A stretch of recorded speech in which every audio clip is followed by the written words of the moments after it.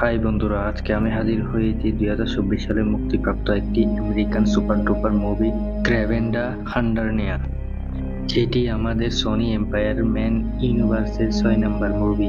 নতুন হলে আমাদের চ্যানেল সাবস্ক্রাইব করুন আর ফেসবুকে থাকলে ফলো দিয়ে পাশে থাকুন। কিন্তু এই একটি স্ট্যান্ডালোন মুভি হিসেবে দেখা যেতে পারে। ওকে, তাইলে ইন্ট্রোডাকশন বেশি লম্বা না করে চলে যাওয়া যাক মুভির গভীরে। মুভির শুরুতে আমরা দেখতে পাই একটি গাড়ি করে কিছু অপরাধীদের রাশিয়ায় একটি কারাগারে নেওয়া যাওয়া হচ্ছে, আর এই মুভির মেইন চরিত্র ক্রেভেন। সে ওই অপরাধীদের মধ্যে রয়েছে। না না, এটা ভাববেন না একে বন্দি বানিয়ে আনা হয়েছে।